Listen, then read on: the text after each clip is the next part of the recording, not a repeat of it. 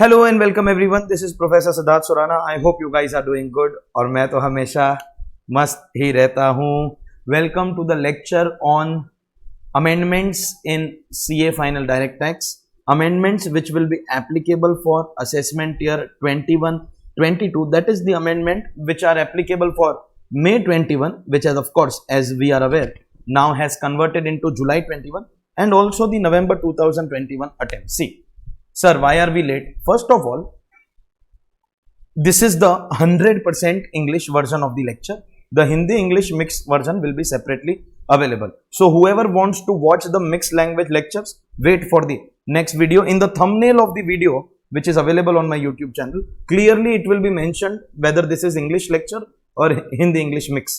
English lecture. So this is the 100% English lecture.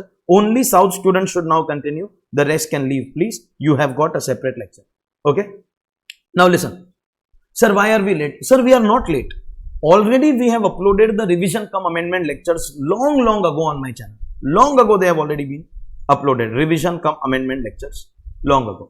In that we have done the revision in detail and covered all the amendments.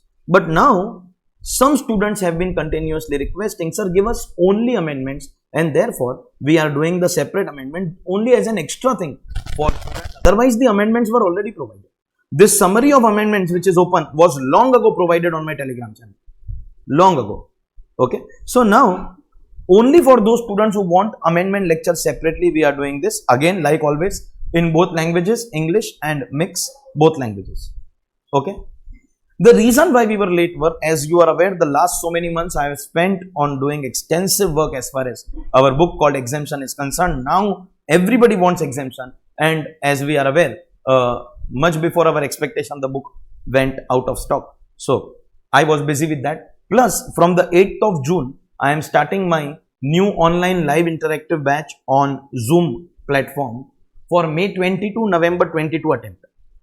So at least before starting the batch, I need one volume of the textbook ready. So the moment my handwritten book got over, I was busy preparing my textbook for my next attempt, and therefore, once that volume 1 is ready, I am ready to start my May 22, November 22 lectures, online live interactive batches on Zoom platform. If any of your friends are appearing in May 22 and they are to join, please inform them that from 8th of June it is starting. And now that one volume over there is also ready, now I thought that I can have time. These first few days of June, I will be recording these lectures of amendment. Most probably it is going to be a 3 to 4 hour, maybe less than that, because there are not many amendments. In a very small duration, we will be finishing off the amendments, and in the next couple of days, all the lectures will be available on my YouTube channel. So for all the video lectures, kindly stay connected with me on YouTube, and for all the material that you want, kindly stay connected with me on my Telegram channel. And now let's start. Let me tell you things that you are very clever to understand. This is Finance Act of 2020. 2020 Finance Act means previous year 2021, assessment year 21-22, which is also the applicable assessment year for both these exams, May and November. And the order in which I will be doing the amendments is the same order in which we do every year in our textbook. Volume 1, 16 chapters, volume 2, another 16 chapters, and then volume 3, IPCC portion. This lecture is being prepared for CA final students, but of course, as we are aware, there are common topics, like we will be discussing the amendments of residential status. For example, we will be covering the heads of income part, salary, house, property, at least the amendments. This is the amendment lecture we will be covering. So this lecture can also be viewed by CA, IPCC or intermediate students. Whatever is your feedback, you can kindly give your feedback on mail or WhatsApp. Only WhatsApp, no calling on this number, please. Only WhatsApp. And while we are doing this lecture, it is obviously assumed that you have studied the law up to November 20 attempt. November 20 was previous year 1920, AY 2021, and now we are shifting from AY 2021 to AY 21-22. And the May 22 book, which I have prepared volume 1 already, because I have to start my batch, that is AY 22-23. You are aware of the assessment year system. So this is going to be only telling you the difference between AY 2021 and AY 21-22. Please don't expect a detailed explanation of any provision over here. I am only going to tell you about the changes. And why is this lecture also important? Because in the 2021 Finance Act, which is not that way applicable for these attempts, not applicable, but there is there are a couple of changes that they have brought retrospectively. Something which will apply from 12th November 20. You should be knowing that your previous year is 2021 and your assessment year is 21-22. All those who are giving exams in 2021. Your previous year is 2021 and your assessment year is 21-22. There is one amendment which is brought in this 21 budget which will apply from November of 2020 till June of 2021, and consequently it is also going to apply in this year, and thus it will also be applicable for you people, and therefore we are going to be doing some amendments which have not been covered in any of our previous lectures, not even in the revision cum amendment lecture. So all the students who have watched those lectures also, it is necessary that you watch this lecture. As I already told you about the channel on YouTube and the channel on Telegram, YouTube for video lectures and Telegram, whichever study material is provided in public domain free of cost, which I want to give, I give on the Telegram channel. All the important updates like about the upcoming batches, about the fee concession on the upcoming batches or video lectures, everything is given on Telegram plus our pages on Facebook. These are the organizations with whom I am working for physical lectures. Last 1 year I am sitting at home and working only with the laptop, as you are all aware, and of course these are good things about myself you already know. Let us quickly start with our chapter in the order of the textbook. We will be doing our chapters. First we will be going to volume 1, first chapter, introduction. So as far as the slab rates are concerned, the rebate is concerned, surcharge or HEC, no change, absolutely no change over there. So same slabs. Yes, we have a new taxation regime, an optional taxation regime. Like we had a new taxation regime for companies last year, 115BAA and BAB, we have a new taxation regime, 115BAC for individual HUF and 115BAD for resident cooperative society. In the same manner, like an optional regime was introduced last year for companies, this year it has been introduced for other assessees. But before that, in the old regime, there is no change. So same slabs, 250, 5 lakh, 10 lakh, 0, 5, 20, 30 for resident senior citizen. Basic exemption of 3 lakh. For resident very senior citizen, basic exemption of 5 lakh. No change. Rebate remains same. Surcharge remains same. HEC remains same. Last year, when the enhanced surcharge of 25 and 37% was introduced, when your income exceeds 2 crore, 25% surcharge, and income exceeds 5 crore, 37% surcharge, there were few incomes which were immune from applicability of that surcharge. Which incomes?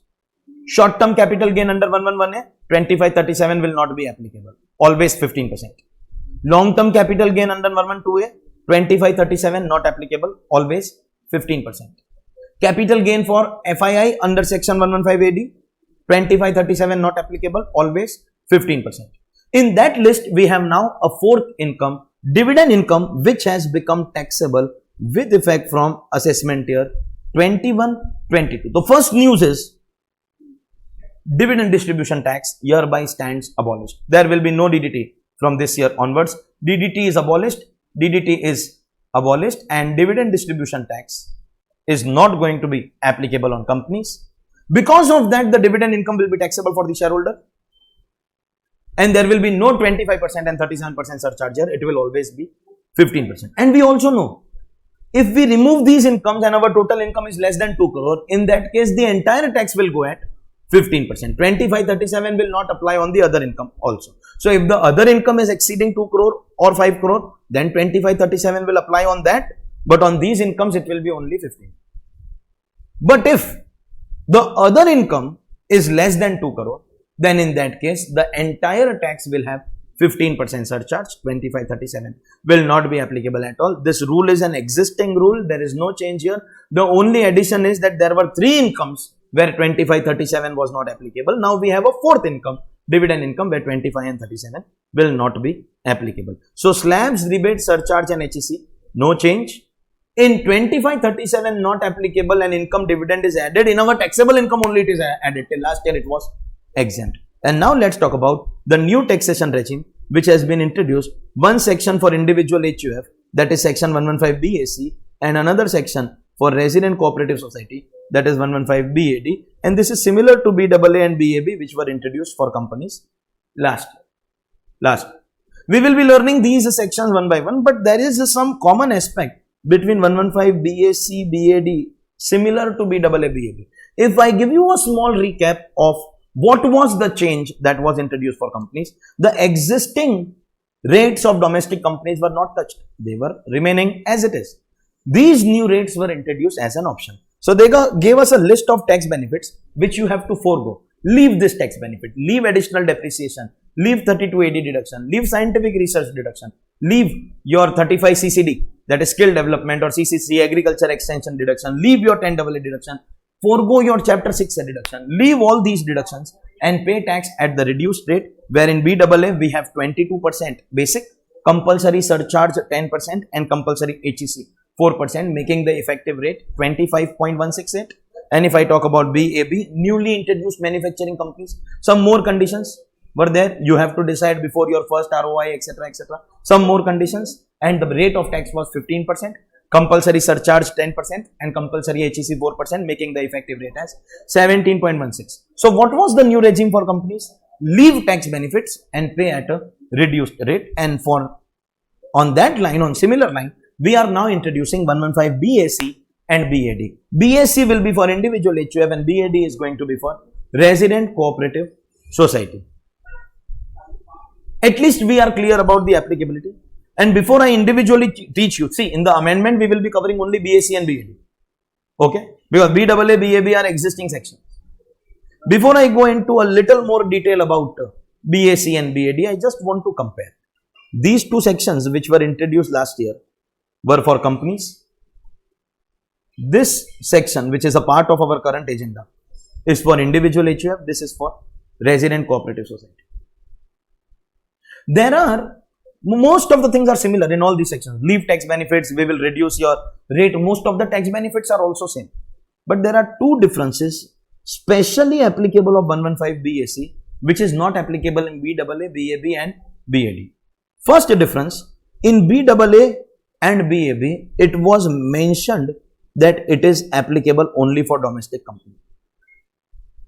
In 115 BAD, the word resident cooperative society, the word resident has been used. But in BAC, they have only used individual HUF.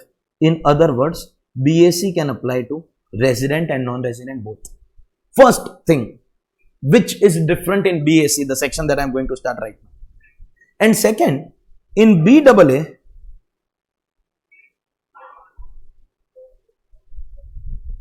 and BAB, that is the new taxation regime for companies which was introduced last year, clearly it was mentioned that once the option is exercised, you cannot change. Same is the case for cooperative societies also. Resident cooperative society cannot change. Change not allowed. Once you go in new, you will always stay in new. But in BAC, this is a little different. The rule is, any assessee who wants to go to the new regime is allowed. That means from old to new, you will be allowed. And thereafter, we will check. If the assessee is doing business, then the rule is different. And if the assessee is not doing business, then the rule is different. In case of assessee is not doing business, the option of taking old regime or new regime can be changed every year. For example, salaried employees, retired pensioners, people having only rental income, they can decide old or new on a year-on-year basis. They can take 1 year new, 1 year old, new, old, new, new. They can change every year. And people having business, you are allowed to go from old to new, allowed. Supposingly you don't like new, you can come back to old. One time return is allowed. But now going back to new is not allowed. It's a one-way ticket, one-time entry ticket. Go to new, not liking it, come back. But now you can't go to new again. Go, come back, but cannot go again. But all this is applicable only in BAC. I will teach you this in more detail in some time. But for now, focus on what is the difference between BAC and the other three sections. BAC I am going to start now in detail. First, the other three sections are only for domestic company, resident cooperative society. But BAC does not mention anything like that. So it can cover individual HUF, whether resident or non-resident. Second, the three sections which are applicable to companies, BAA, BAB and cooperative society BAD, once taken cannot change. Once taken cannot change. But here in BAC, you can change. Non-business, every year you can change. And people doing business, you can go in new, you can come back to old. But now you cannot go back to new.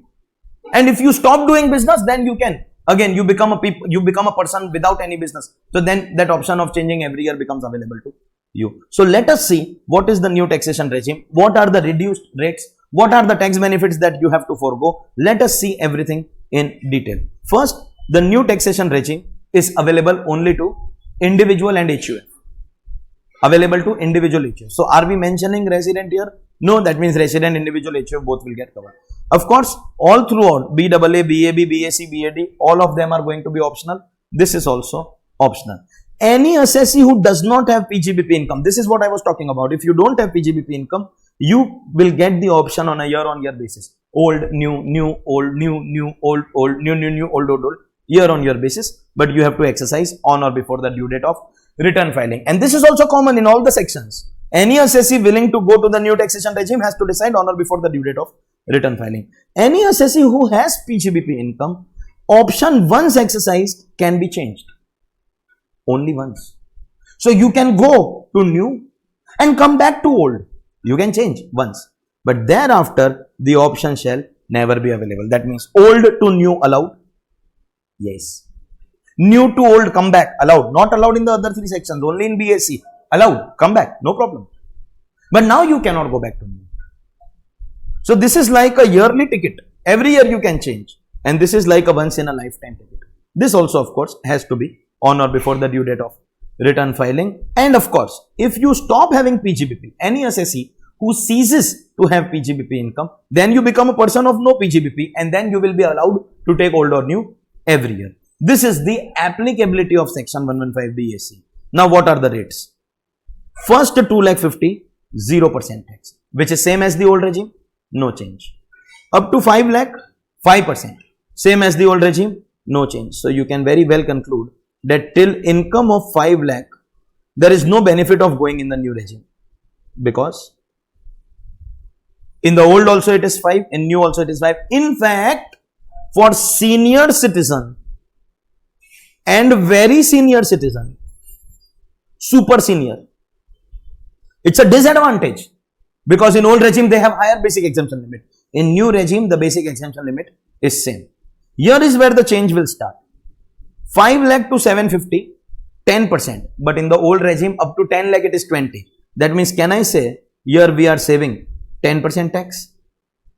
750 to 10 lakh, in the old regime, it is 20. But in the new regime, it is only 15. So we save 5% tax. After 10 lakh, in the old regime, it is 30%. But up to 1250 in the new regime, it is 20. So again, we save 10%. And after 1250, again in the old regime, it is 30. After 10 lakh, everything is 30. Up to 15 lakh rupees, this will be 25. So we save 5%. And after 15 lakh, old or new, again become same. So if you observe carefully, these brackets, old and new same. This bracket, old and new same. If there is any benefit that we will get in new taxation regime, it is going to be in this range, the range between 5 lakh and 15 lakh. This is 20%. This area, if we talk about this area, this is 20% in the old regime, but 10 and 15 respectively in the new regime.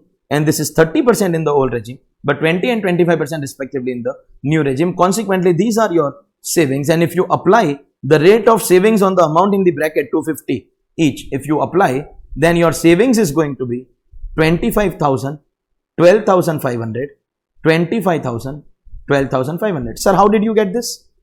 Rupees 2,50,000 is the value in the block. Old regime 20%, new regime 10%. So my saving is 10% of 250. My saving is 5% of 250. 10% of 250, 5% of 250. This is the amount that I am going to save, and that total works out to rupees 75,000. And let me be very, very clear, dear students. Any assessee moving from the old regime to the new regime, the maximum tax savings that you will make in your life is going to be 75,000 rupees. That's it. Highest possible tax savings is going to be 75,000. Because in this bracket, there is no change. After 15 lakh, there is no change. The change is only here, and it is reflected by the amount that I have written. Highest savings is 75. But the loss can be unlimited. Because in order to go to the new regime, you have to forego a long list of tax benefits. And that amount can be anything, infinite. Savings will be maximum 75,000 rupees. Before we go to the list of the tax benefits to be foregone, any income which is taxable under chapter 12. Chapter 12 is special rates of tax, which starts from section 110 and goes up to 115 BBG. This will include your stock market capital gain 111A, 112A, your other long-term capital gain of 112, and of course our entire special rates of tax chapter from 115A to 115 BBG. All the special rates like casual winnings, etc. will continue to apply. So what we are going to do? We will compute our NTTI in the new regime and divide in two parts. The normal income will be taxed at these slabs as per new rates 5, 10, 15, 20, 25, 30. And the special income will be taxed as per the rates given in chapter 12, special rates. This will include your long-term capital gain, your stock market, your casual winnings, everything. In other words, the slab difference will apply only on normal income. Old regime or new regime, old regime or new regime. The special income will continue to be taxed at special rates prescribed in the respective section. Special income will continue to be taxed at special. So compute your NTTI, divide into normal income, special income.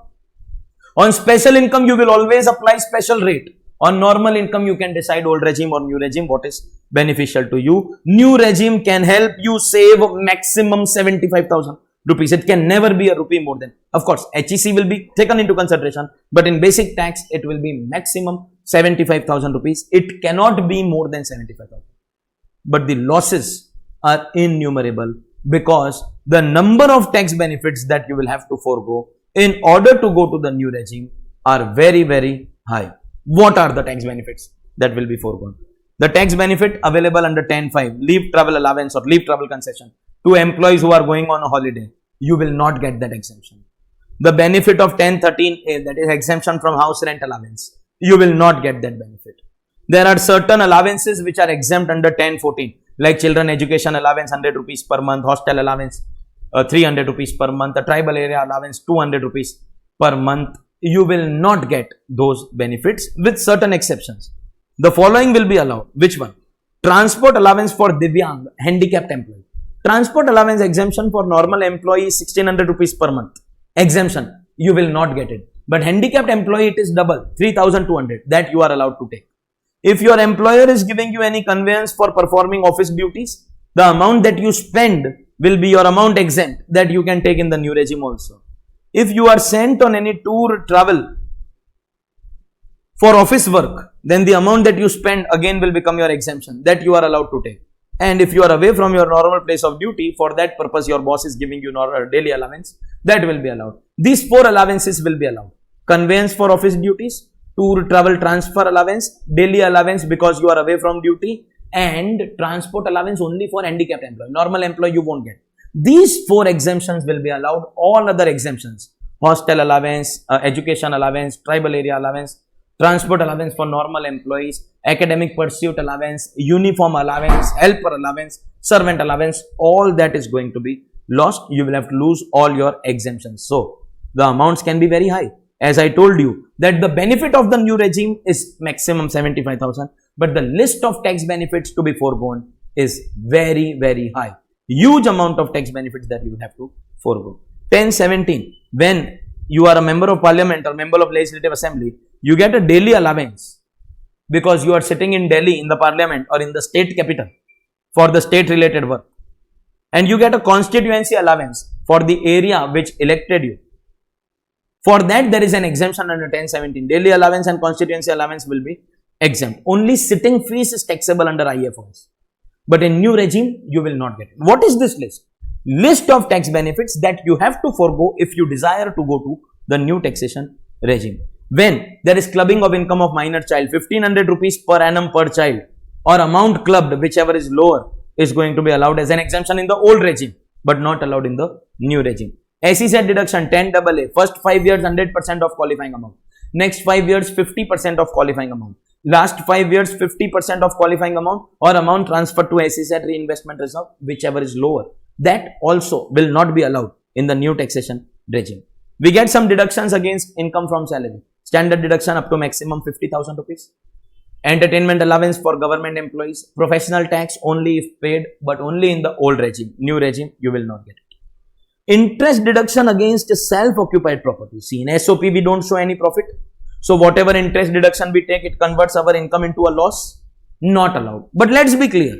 If the property is LOP or DLOP, then it will be allowed. Only against SOP, not allowed. Where in the new regime, don't forget, these are tax benefits to be foregone to avail the option 115 BAC, individual HUF, resident, non-resident, both covered.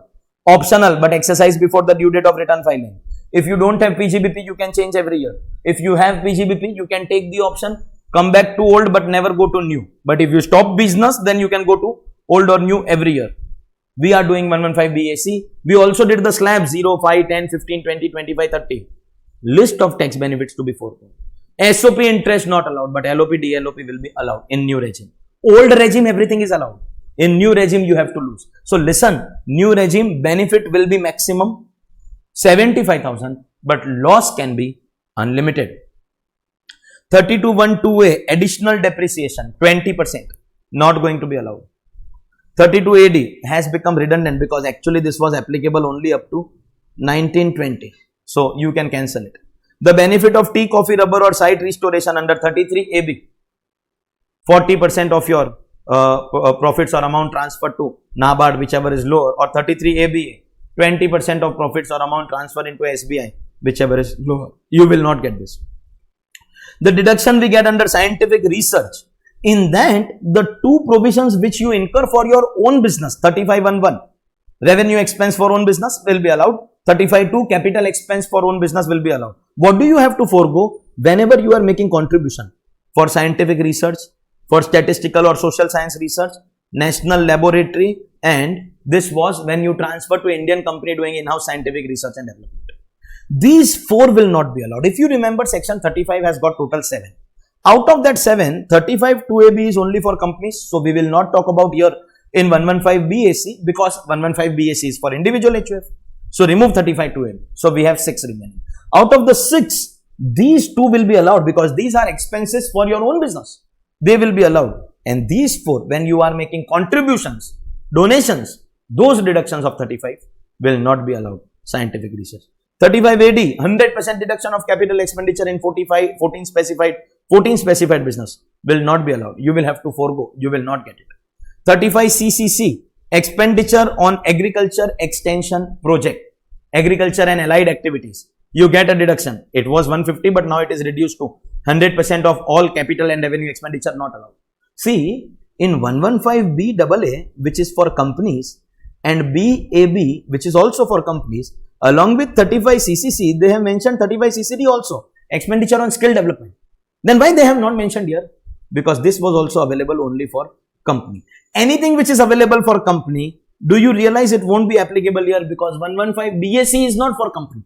It is for individual HUF. So 35CCD is not mentioned here. Only CCC is mentioned. CCD is not applicable. Whenever there is family pension income, there is a deduction available. Amount of family pension, 1/3 of the amount received or 15,000 per annum, whichever is lower. 1/3 of the amount received or 15,000 per annum, whichever is lower. Under 57, you will not get it. You will not get big news if you go to the new taxation regime. Ladies and gentlemen, you are not going to get any, yes, I repeat, any benefit of chapter 6A. This is going to be the biggest thing that will hit everybody. The benefit will be maximum 75,000. I have already proved it. But this can be unlimited. This can be unlimited.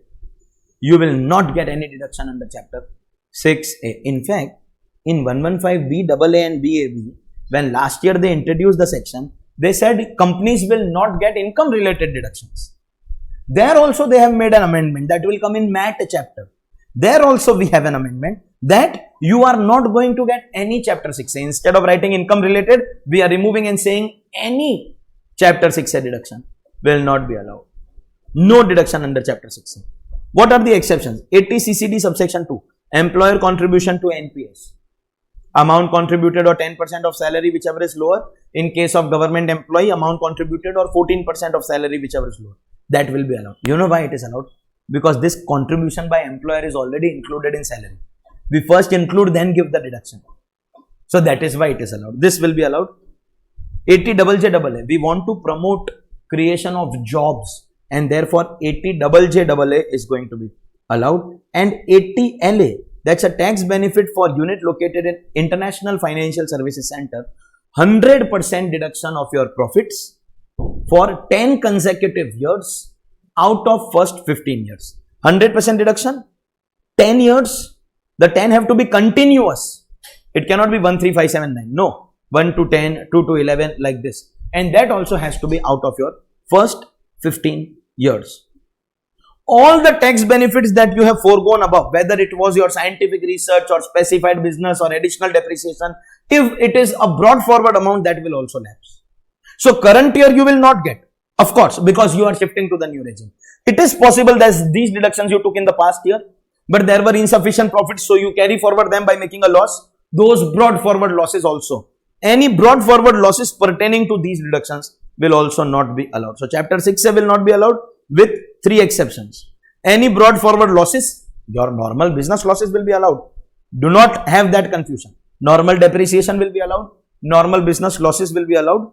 These deductions and brought forward losses in respect of these deductions will lapse. That will not be allowed. Next, you are not allowed to adjust house property loss against other income. House property loss against other income will not be allowed. So, SOP loss cannot be created only. So, can I say we are referring to LOP loss? LOP loss against other incomes is not going to be allowed as a deduction. And if you have got any exemption from any allowance or perquisite under other law, like Payment of Gratuity Act or Industrial Dispute Act, then such exemption also is not going to be available. And this is the list of 20 tax benefits that have to be foregone if you desire to move from the old regime to the new regime. The benefit of this movement is maximum 75,000. The loss can be unlimited because the list is very, very heavy. The amount in this list can be in crores. Savings can be maximum 75,000 rupees. Surcharge and HEC, good news, will be same. So surcharge will be up to 50 lakh 0, more than 50 lakh 10%, more than 1 crore 15%, more than 2 crore 25, more than 5 crore 37. But the NTTI you will check as per new regime. So after you forego these benefits, of course the NTTI will increase. That increased amount you have to check for applying surcharge, and HEC, like always, 4%, no change over here. But this is important. And this is not an explanation. If you have studied 115 BAA BAB last year, it is not difficult for you to understand. Any company moving in the new regime, MAT not applicable. For companies in the new regime, MAT not applicable. For individual HUF in the new regime, AMT not applicable. And in the cooperative society section also, AMT not applicable. So what is a common thing between 115 BAA, BAB for companies, BAC for individual HUF and BAD for cooperative society? Leave tax benefits, common in all. Lower rate of tax, common in all. MAT AMT not applicable, common in all. Decide before the due date of filing return, common in all. But what is different in 115 BAC? 1. This covers resident, non-resident both. In the other sections, it is domestic company, resident, cooperative society. Second, in the other 3 sections, once you take the option, you cannot change. But in BAC, non-PGBP can change every year, and PGBP can change once, cannot take it again. But stop doing PGBP and then you can change every year. And now if you have understood 115 BAC, which is new taxation regime for individual HUF, then it will not be difficult for you to understand this, because most of it is similar only. What is the difference? Already told you. BAD has specifically mentioned resident cooperative society. Once exercised, cannot change, and the new regime will apply for all the future years. Even easy. So you don't have to see new. Once you take new, old is not possible. You will forever remain in new. The tax rate is also very easy. Flat rate of 22. Flat 22. I will tell you about the surcharge and HEC. Right now only surcharge will be mandatory. Unlike the previous case, your surcharge will depend on your amount of income. For cooperative society also in the old regime, if the income exceeds 1 crore, then only there is surcharge of 12%. But here it will be compulsory 10%, compulsory 4%. This rate becomes same as 115 BAA, 25.168%. 25.168%. And of course, special rates of chapter 12 will continue to apply. This new regime is applicable only to your normal income, not applicable to income taxable at special rates. And the list of tax benefits, these 10 are from that 20 only. SEZ deduction, additional depreciation 32 AD, tea, coffee, rubber site restoration, Same 4 provisions of scientific research. These 2 will be allowed here also, and this is not applicable because it is only for company.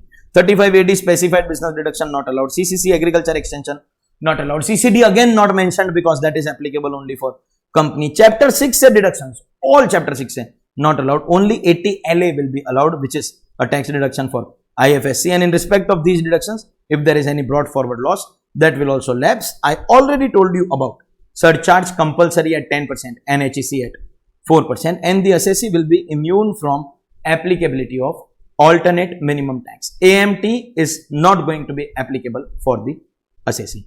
Assessee will be immune from applicability of AMT. So, MAT not applicable for companies, AMT not applicable for individual HUF in BAC and cooperative society in BAD. This is also common. This is the new taxation regime that has been introduced with effect from AY 21-22 for individual HUF in BAC and resident cooperative society in BAD, and this is sharply similar to the new taxation regime which was already introduced for companies last year. So, understanding is not going to be difficult except those 2 points which are specifically applicable for BAC. That is, 1, non-resident will be covered, and 2, there is a possibility that it can be changed.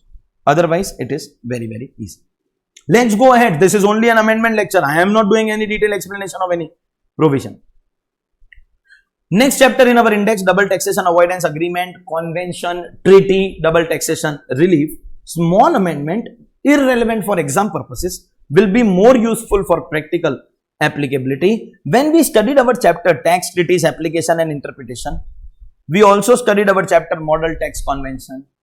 We studied our chapter BEPS. We are aware of the concept of treaty shopping, treaty abuse, where resident of a third country purposely opens an office in any one of the 2 countries who have done a treaty to avail the treaty benefit. For example, there is a treaty between India and Germany, which will be applicable to Indians and Germans. Of course, not applicable to Australians. But an Australian has purposely opened an office either in India or in Germany to avail the treaty benefit, and we are not going to allow that treaty benefit to that Australian. And that now they have inserted in the Act itself by enacting an amendment, small amendment applicable for practical uses. So, before we give a treaty benefit to any assessee, we will first make sure that the assessee is an assessee of one of the 2 countries, not an assessee of or a resident of a third country who is doing a treaty shopping or a treaty abuse arrangement. Next, section 269 SS 269T, that is mode of acceptance and repayment of loans, also known as the chapter called cash loans. No amendments at all. So, we go ahead. Next chapter, NRI taxation, that is taxation of NRI. In the main chapter NRI, if the combo takes place, then you can go in special rate, but normal rate is also available because it is optional. If the combo does not take place, then normal rate will be compulsory. There is no change. But when we study NRI taxation chapter, we also study residential status. This is that chapter where I teach residential status in class. I would again like to remind you, this is an amendment class. So, there is an amendment that has taken place in residential status. First time in my career of chartered accountancy, which is now over 15 years, first few years as a student and then last 11 years as a teacher. First time I have seen an amendment in residential status. Nirmala Akka or Chechi or Auntie or depending upon which state you belong to, whatever you want to call her, she has been irritating us professionals like anything. She has brought an amendment here, where in residential status. Till now, in order to decide whether an individual is resident or non-resident, there were 2 conditions. 182 days in the current year or 60 days in the current year and 365 days during the last 4 years. 2 conditions. 182 in the current year or 16 current year and 365 in last 4 years. And if you satisfy any one or 2, then you become resident. Now she has introduced, there is some amendment in the second condition, I'll talk about that later. But first, she has introduced a third condition over here. First, let's talk about 3 conditions, because the news is now 1, 2 or 3, if you fall in any one of them, this is 182 in the current year. This is 2 is big, 60 days or 60 days and 365 days in the last year. There is some amendment here, but I'll talk about that later. Till last year, we had only these 2. Now we have a third condition And this third condition says, if your income accruing or arising in India, that means can I say by source principle, your Indian income, we don't know residence, we are yet to determine it. We are using this for determination of residential status. But source we know, Indian income. Plus income accruing or arising outside India, which is your foreign income from a business controlled or a profession set up in India. That means your Indian income plus foreign income if controlled from India. So Indian income we will take every rupee. And foreign income we will take only if it is controlled from India. Every rupee of your Indian income and any amount of foreign income if controlled from India, if that exceeds 15 lakh rupees, favorite figure of Mr. Modi. If that exceeds 15 lakh rupees and you are not a resident of any other country, then that individual shall be deemed to be a resident of India. Just add one thing here, if you are a citizen. If this point is applicable only if you are a citizen of India. So wait, what is the third condition to make you a resident? Till now we had two. 182 days in the current year, don't check anything, you are a resident. Second, 60 days in the current year and 365 days in the last 4 years. That has also got some amendment, we'll talk about it. You become a resident. It is any one of them. The word used here is or. Any one of them. Then you are a resident. And now we have a third condition over there. If your income exceeds 15 lakh rupees, which income? Total of your Indian income and any income in a foreign country, but it is controlled from India. Indian income plus foreign income controlled from India, if that is exceeding rupees 15 lakh. First condition. You are a citizen of India. Add that point here. And third, you are not a resident of any other country. Then you are a resident in India. There were people who used to split their stay in different countries and become non-resident everywhere based on the domestic tax law. Become a non-resident everywhere. We are going to eliminate that now. If your income exceeds 15 lakh rupees and you are not a resident anywhere else, you are a resident of India. In fact, when they introduced in the bill, they did not write this amount 15 lakh. They said if you are not a resident anywhere, you are a resident in India. Big world leaders, including the Sheikh of Dubai, everybody called Mr. Modi, what are you doing? That means any person who is a tax non-resident of my country, you are assuming him to be a resident of your country. And once you are a resident, don't forget, world income is taxable. Mr. Modi, this is too unfair. So they brought this monetary criteria, 15 lakh rupees. It's a very small amount, let me tell you. Let me tell you, it's a very, very small amount.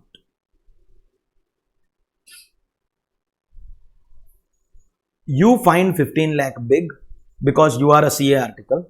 The moment you become a CA in the next few months, this amount will automatically become small for you. It's my challenge. You just wait and watch. So now, if your income exceeds 15 lakh, last time I'm saying this, income exceeding 15 lakh, which income? Indian income, total. Plus foreign income which has been controlled from India, business controlled or profession set up in India. If that total exceeds 15 lakh rupees and you are a citizen of India, not a resident anywhere else, you will be a resident of India.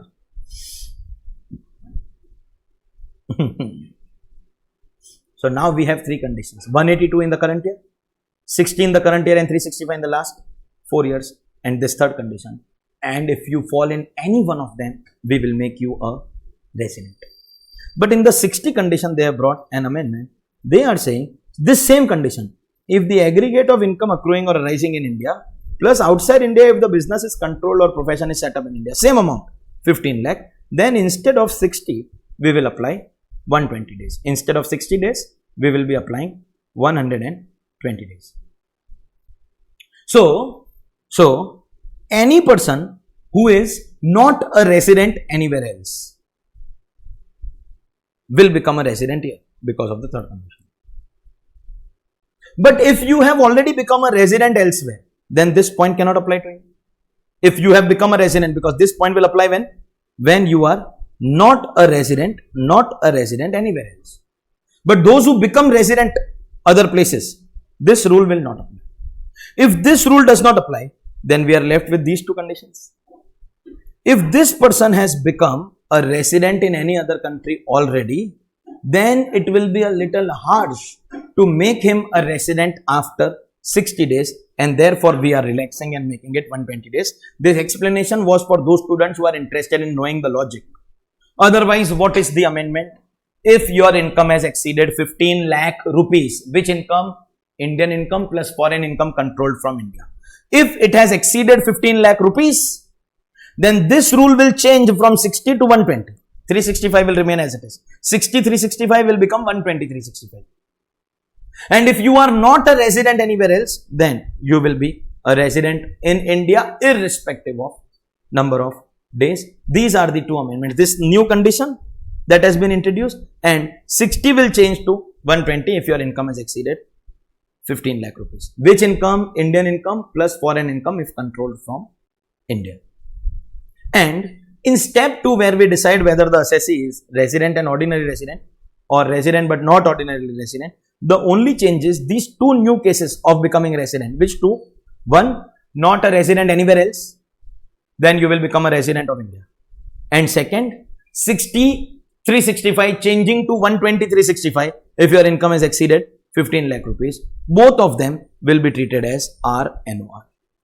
The two new cases whose aggregate amount has exceeded 15 lakh rupees and you are becoming a resident of India because of the criteria of 120 days or because of not being a resident in any other country, then you will be considered as RNOR. So, you will become a resident but RNOR. In 120 days, you will become a resident but RNOR. You will become a not ordinary resident. So, finally, the amendments of residential status. What? First, a third condition is added. So, now a citizen of India who is not a resident anywhere else will become a resident of India if your income has exceeded 15 lakh rupees, and I have multiple times told you which amount I am referring to. Second, that same person, if he has become resident somewhere else, then the third condition cannot apply. Then in the second condition, we are changing 60, 365 to 120, 365. That's the change that we are making over here. And both these cases will become RNOR. These were the changes that have taken place in NRI taxation. Let's be honest, there is no change in the main chapter NRI. The change is only in residential status, which I teach in NRI. Let's go ahead. Next chapter of our textbook. We are going in the order of my textbook. Special rates of tax. First of all, dividend income, which was exempt till last year. I already told you DDT is abolished. So now dividend is going to be taxable. So non-resident under section 115A will be paying tax on dividend income also and share of profit from mutual fund. The exemption of 1034 and 1035 both will be abolished because DDT and IDT both are abolished. DDT abolished, dividend income taxable. IDT abolished, share of profit from mutual fund taxable, and both will be taxable at 20%. Dividend income and share of profit from mutual fund will be taxable at 20%. But if you receive dividend from business trust, that will be taxable at 10%. So, we are going to divide dividend income of a non-resident. This, mind you, 115A is for non-resident. I hope you have not forgotten that. 115A is for non-resident. I hope you have not forgotten that. We will split your dividend into three parts. Part 1 from business trust, 10%. Part 2 from any other domestic company, 20%. Part 3 from mutual fund, 20%. These three incomes will be taxable now at these respective rates. Then in the interest income under section 115, in the interest income, if you remember, normal rate of interest income is 20%, but under exceptional cases, we tax interest at 5%. Interest from infrastructure debt fund, interest from business trust, interest paid to qualified foreign investor. There we are adding a new thing. Any interest on municipal debt securities, instead of 20, it will be taxable at 5%. So, new point added in the list of 5%. Municipal debt securities. So, first point was about dividend and share of profit from mutual fund. Now taxable at 20, but dividend from business trust taxable at 10. There is one more condition with respect to this dividend from business trust, which I will discuss in business trust chapter number 8. But currently you can learn it like this, 10% will be the rate.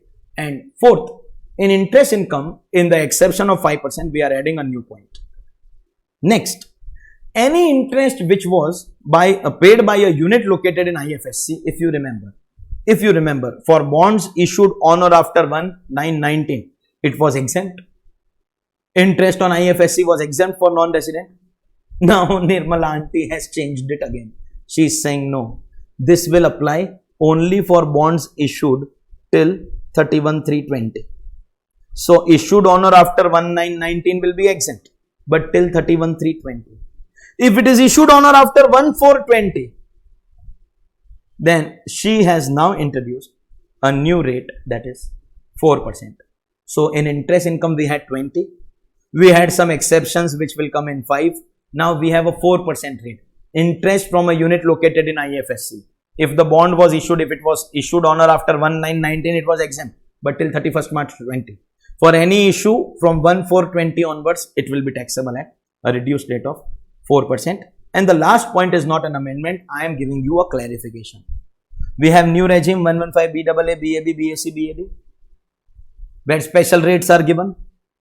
These two for domestic company, this for individual HUF, and this for resident cooperative society. Let's be clear, that's only on your normal income. I already told you. If the total income contains any special rate income, then that special rate will apply whether you take old regime or new regime. Special rate will apply on your special incomes. Next chapter in our index, we are going in the order of the textbook. Dividend distribution tax, income distribution tax, buyback tax, that amendment which I have been continuously telling you, DDT is abolished, and 1034 exemption of course is also abolished, and thus the dividend income will now be taxable. Under IFOS, resident at normal rate, non-resident at 20%, 115A, because this is a normal dividend. Likewise, IDT is abolished with effect from AY 21-22, so 1035 also deleted, and the mutual fund income will now be taxable.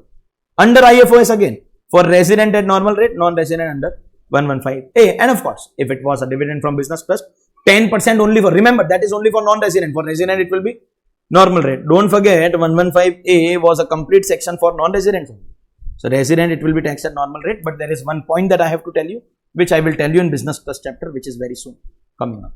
Before we go to that, let's talk about this one amendment in special economic zone chapter, which is not an amendment of SEZ chapter. Let's be clear. SEZ, same rule. 3 slots of 5 years, 1 to 5, 6 to 10, 11 to 15. No change in the quantum, no change in the condition, nothing. In the SEZ chapter, there is a condition that you have to bring a CA report certifying your computation. And this is not just in the SEZ chapter. In MAT also, you have to bring a report certifying book profit. In AMT, you have to bring a report. You have to bring a report of a CA under charitable trust, that's trust audit. There it is required. Multiple places in income tax, report of a chartered accountant is required. And in all the places, it was mentioned that the report has to be brought on or before the 139(1) due date, that is the return filing due date. CO report on or before the return filing due date. But this year, in our chapter assessment procedure, there has been a big change. And the change is that till AY 2021, the due date was 30th September. Which due date? Return filing due date as well as tax audit due date. Both were 30th September. So, that was the last date before which the return also has to be filed and the CO report also has to be submitted. The change that has taken place is the due date of return filing in audit cases has changed from September to 31st October. Return of audit cases, now the due date is no longer September, it is 31st October. It's a change in 139(1). And the change in 44AB is that this will remain 30th September. Let me explain the rule in a little better manner. Just give me a minute. Let me open the note. I am pausing the video and restarting. Till the previous year 1920, that is the assessment year 2021, ROI due date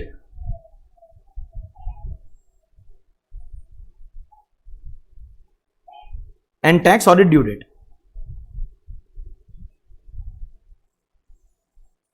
This was given in 139(1), this was given in 44AB, 30th September, and here it was written 139(1).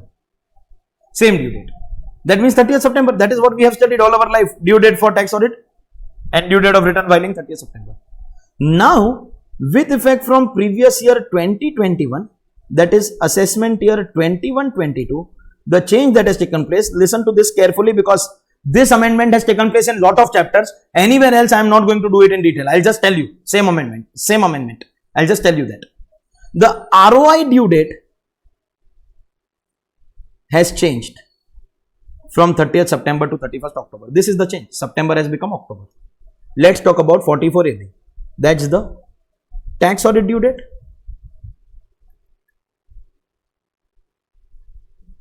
What was written till last year over here? 139.1. If we write the same thing, then this also by default changes to October. But they have brought up a change. They have said 1 month before 139.1. And that means this will remain 30th September.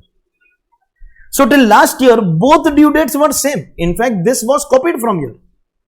So 30th September. We want to change this, but we don't want to change this. So what we will do is change this, and here instead of saying 139.1, we will say 1 month before 139.1. In other words, let me make it simple. Now tax audit due date will be 30th September and ROI due date will be 31st October. Tax audit due date will be 30th September and ROI due date will be 31st October. And in all the chapters where they have mentioned that bring a CA report, what have they written? On or before the 139.1 due date, which is same as the tax audit due date. 139.1 is same as the tax audit due date. Now we are bringing about a change. This has to be done on or before the tax audit due date and not 139.1, because now they are different. In other words, this CA report has to be submitted up to 30th September. Audit will be done up to 30th September and then return will be filed up to 31st of October. And this change, whichever chapter this amendment has taken place, wherever this amendment will come, it will be referred to as amendment of 44AB due date instead of 139.1 due date. We will be writing it like this. That is the change that has taken place. Not in SEZ chapter, but it will come in multiple chapters. Okay. Now let's talk about taxation of business trust. That one thing that I had to tell you, which I told you, but let's focus on proper study of that. Due to removal of DDT. So till last year dividend income was not taxable, but now it will become taxable. If it is non-SPV, then business trust will pay tax at MMR, just like interest from non-SPV. Just like any other income except 111A and 112, all other incomes of business trust are taxable at MMR. That will include non-SPV dividend. Last year it was exempt. Whether SPV or non-SPV, there was DDT, so exempt. But now, non-SPV dividend will be taxable for business trust, MMR. And if it is SPV dividend, what is the treatment for SPV dividend? SPV interest, it is taxable for unit holder, resident at normal rate, non-resident at 5%. Now, if it is SPV, it will be taxable for the unit holders in proportion. It is same calculation as interest, only the rate of tax for resident it is normal rate and for non-resident it is 10%. That was what we studied in 115A. Dividend from business trust, that section was only for non-resident, 10%. If the receiver is, if the unit holder is a resident, then it is going to be normal rate. But the most important condition, which I did not discuss earlier, I will discuss now, then I will revise the full thing. The amendment of business trust chapter. Unit holders are required to pay tax only if the SPV, that is the company paying dividend, has opted for the new taxation regime. Let's understand. Unit holder will invest in business trust. Business trust will invest in company. Company will pay dividend and that amount will be distributed by business trust. Till last year,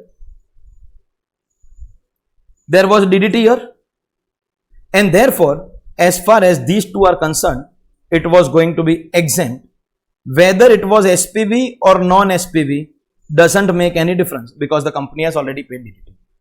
But now, there will be no DDT.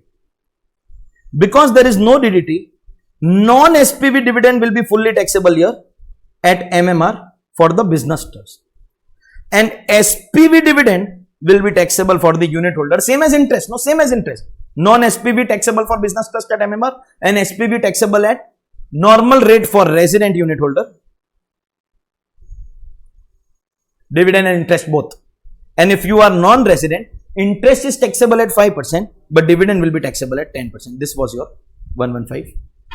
This is the change. So, non-SPV will be taxable for the business trust and SPV will be taxable for the unit holder. But last point, this tax will apply. This tax will apply. SPV tax. Non-SPV, story over. I am talking about the SPV dividend. In case of SPV dividend, who is liable to pay tax? Unit holder. Only if the SPV has decided to pay tax under 115 BAA. If the SPV opts for new regime, that means this company is paying a lower rate of tax. Because this company is paying a lower rate of income tax, we will make the unit holder pay tax on the dividend income. If the SPV has not opted for this regime, so if the SPV goes in old regime, then it is going to be, the dividend income is going to be exempt for unit holder. No discussion on non-SPV dividend. Business trust will pay tax at MMR. That topic is over. SPV dividend, unit holder will pay tax, but only if the company has opted for new regime. If the company is in old regime, then no need to pay tax. That is the change that has taken place over here. Taxation of investment fund, no amendments. Dividend stripping and bonus stripping, of course, our dividend distribution tax and income distribution tax is removed, and consequently, the dividend stripping part becomes irrelevant, though the bonus stripping part will continue to be applicable. In assessment of partnership firms, there is once again no amendment. Though next year there is a big amendment, but this year there is no amendment. Now let's talk about charitable and religious trust, chapter number 12. Some amendments have taken place, especially the registration condition of charitable trust. Big amendment have taken place. Big amendments have taken place. The registration condition of charitable trust has undergone big change. To give you a short summary, every charitable trust of our country will now have to take a fresh registration. The existing registration is void. And every 5 years, you will have to renew your registration. What was happening in the name of charitable trust? People were doing all kinds of illegal, unethical, immoral activities and taking tax benefits in the name of charity. And there was no check, because once a registration was granted, it generally served as a lifetime registration. There was nobody to check what you are actually doing. Now every 5 years you have to approach us for a fresh registration. Your registration will be valid only for a period of 5 years.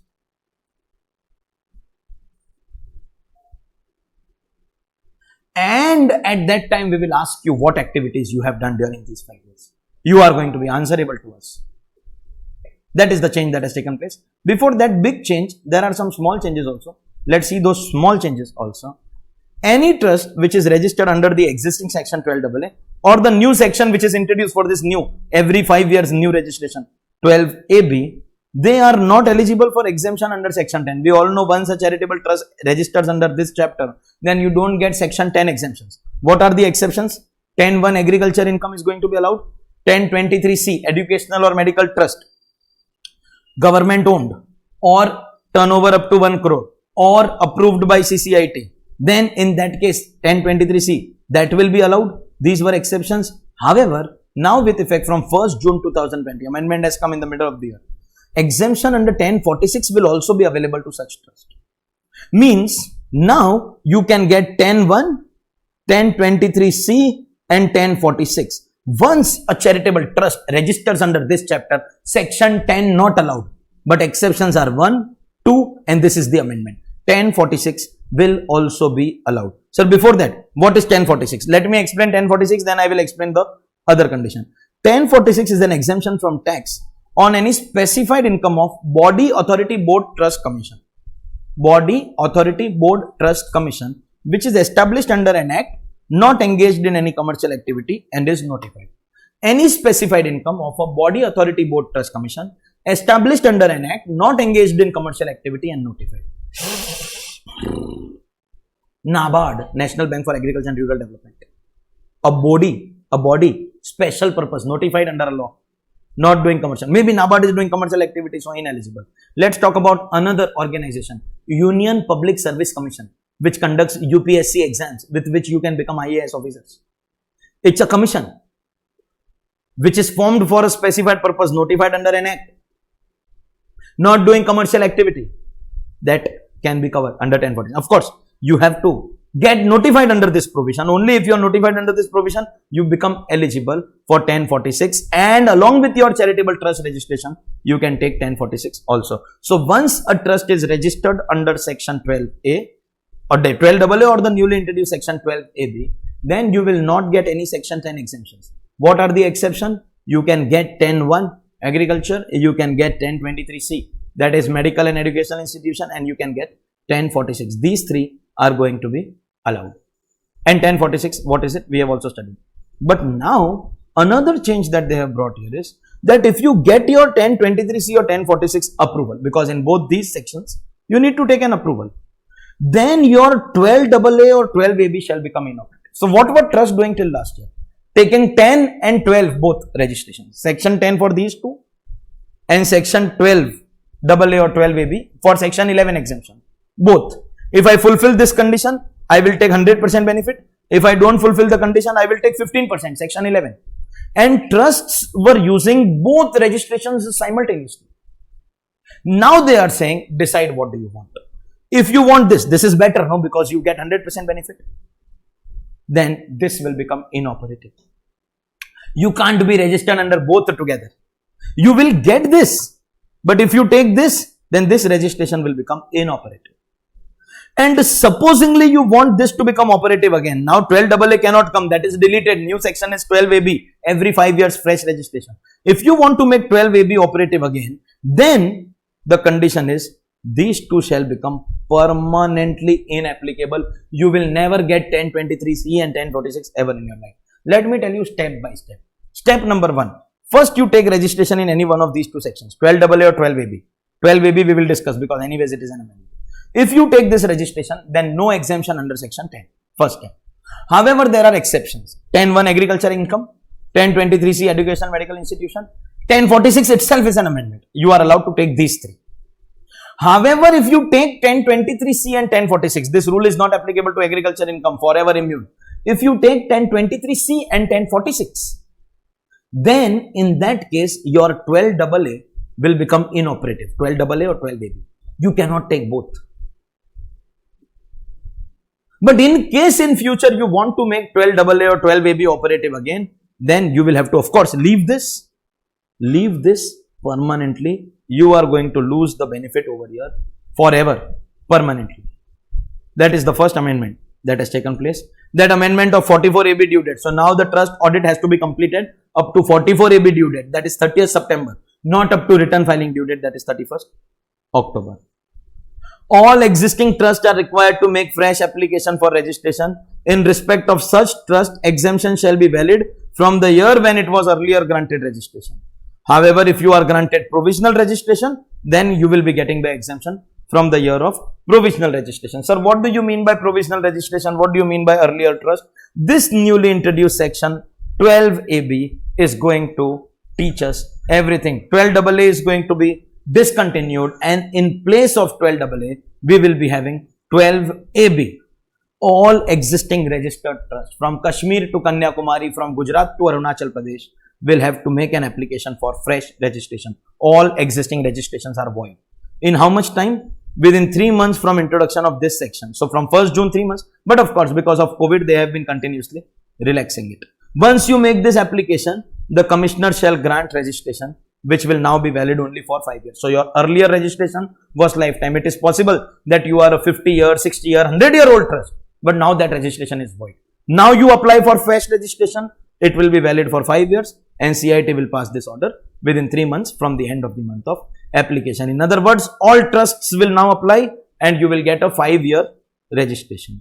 What if you are a newly created trust? That means, of course, there is no existing registration.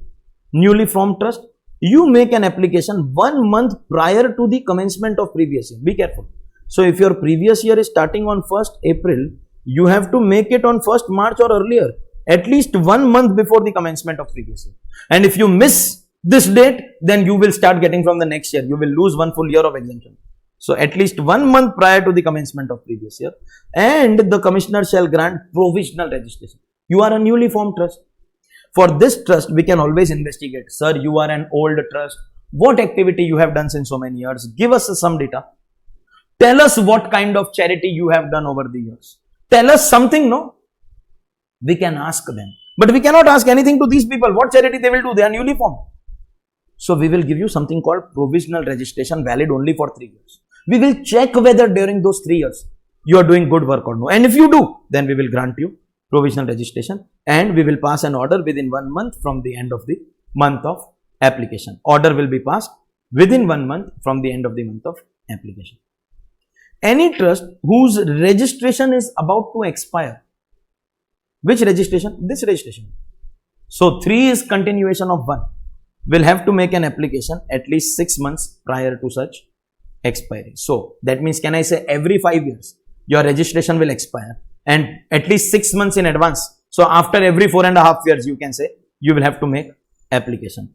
Any trust whose provisional registration is about to expire, that will happen after 3 years. That means, can I say 4 is a continuation of 2. So old trust, new trust will make first application in point 1 and point 2 respectively. And they will make their subsequent applications in point 3 and point 4 respectively. Has commenced activities, whichever is earlier, will have to make an application at least 6 months prior to such earlier event. So whenever you plan to commence your activities, at least 6 months before that, you should apply for a proper registration, that is, convert your provisional registration into a proper registration. There were trusts whose 12AA registration was becoming inoperative. What did we tell you here? That once you take 1023C or 1046, then your 12AB will become inoperative. But now you want to make it operative again. What was the condition? 1023C and 1046 will be permanently unavailable. Only agriculture income you can take. The other two will be permanently unavailable.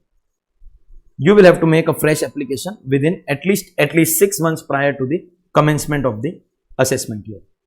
This is an existing rule. If you do modification of objects within a period of 30 days from modification, you have to apply. And now the CIT will call for all the documents and satisfy himself about the genuineness of the activities and also the compliance of any other law applicable. This was there in 12AA also, about the compliance of any other law. And finally, he will grant a registration for a period of 5 years. So, first trust, already it was 5 years. Only provisional was 3 years, and for all these cases, it is going to be a registration for a period of 5 years. But if he is not satisfied, then he will refuse. He also has the right to cancel. We all know that a copy will be given, opportunity of being heard also will be provided, principle of natural justice. It is going to be appealable because the order is passed by CIT. It will be appealable at ITAT. These were provisions even in 12AA, and therefore it is very easy. The extra part is only up to point 1, 2, 3, 4, 5, 6.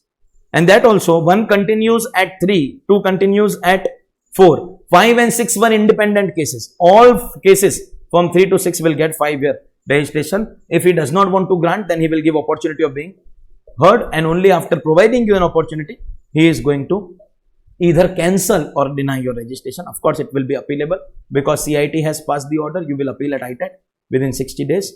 If there were pending application, it is possible that trust has already applied under 12AA. It will be converted into a 12AB application, and subsequently, of course, we all know this, he also has the power that he can cancel the registration. If you violate any condition or you violate condition of other law, then he has the power to cancel your registration also. Are we clear? These were the amendments of charitable trust chapter. Assessment of political party, no amendment. Assessment of electoral trust, again, no amendment. Let's talk about minimum alternate tax. First, normal rate of tax for domestic company, old regime, 30%. But for the previous year 2021, we will check the turnover of 18-19. So there is no amendment here. It was 400 crore only last year also. Difference is, for 19-20, we were checking the turnover of 17-18. But now every student is aware of this concept that you have to check turnover 2 years ago. So for 16-17, we were checking 14-15. For 17-18, we were checking 15-16. For 18-19, we were checking 16-17. For 19-20, we were checking 17-18. This year is 2021, we will check 18-19, and the criteria is 400 crore. If turnover in 18-19 was up to 400 crore, then current year tax rate will be 25, and if it is exceeding 400 crore, then it will be 30%. That is the old regime. New regime, we all know, 22 plus 10 plus 4, or for newly incorporated manufacturing companies, it is going, of course, it was not there in 18-19, it's a new company, it will be 15 plus 10 plus 4. Second thing, which I told you even while doing 115 BAC, till last year in 115 BAA and BAB, they had written that you will not get income related chapter 6A deduction. What do you have to forego? Income related chapter 6A deduction has to be foregone to be eligible for the new taxation regime. But now, all deductions of chapter 6A, all deductions of chapter 6A will have to be foregone. If you want to opt for the new taxation regime, all deductions of chapter 6A will have to be foregone. The only allowed thing will be 80JJAA, because we want to promote new jobs, recruitment of new employees, that will be allowed. 80LA for IFSC of course will be allowed, and 80M itself is an amendment. Whenever you receive dividend income and you distribute dividend, receive dividend, distribute dividend, there is a deduction in 80M, which itself is a new section. It is going to be covered in the amendment lecture that I am doing right now. So 80M will be allowed, JJAA will be allowed, 80M will be allowed, 80LA will be allowed, all other chapter 6A. Everything else like 80G or anything, not just income related, everything is going to be disallowed under the new taxation regime. Till last year it was, what is the amendment? It was only income related. Now it is going to be everything. With effect from AY 21-22, the following businesses will be excluded from the definition of manufacturing for the purpose of 115 BAB. If you remember, 15 plus 10 plus 4, effective rate of 17.16, newly introduced, a newly incorporated manufacturing company incorporated on or after 1st October 19 starts manufacturing up to 31st March 23. Manufacturing will exclude the following businesses. What? Development of computer software. The developer may consider this as manufacture. We will not. Mining is only extraction of natural resources. Not eligible for. Of course, for all these businesses, you can always take 115 BAA. There is no prohibition. They are excluded from where? BAB. BAA 25.168 will be available. It's a difference of 8%. But that is available. Conversion of marble blocks into slabs. So you extract marbles from stone quarries, cut it into slabs on the customized size of the customer. Bottling of glass into cylinder. When it is in the cylinder, it is a liquid. When it comes out, it's a gas. No manufacturing here. Printing of books. Maybe manufacturing for the purpose of additional depreciation, but not manufacturing for 115 BAB. Production of films or any other notified. These businesses will not be considered as manufacturing in order to avail the benefit which is prescribed under 115 BAB and that amendment. Which amendment? CA report up to due date of tax audit, that is 30th September instead of return filing. Next, same, first I'll talk about the second point because it's the same amendment. CA report, due date of tax audit, that is 30th September, not return filing. And this also I told you already that any assessee opting for the, like if you opt for 115 BAA and BAB, MAT is not applicable. If you opt for 115 BAC or BAD, AMT will not be applicable. So BAA, BAB, BAC, BAD. One more common thing is that MAT AMT will not be applicable for any of them.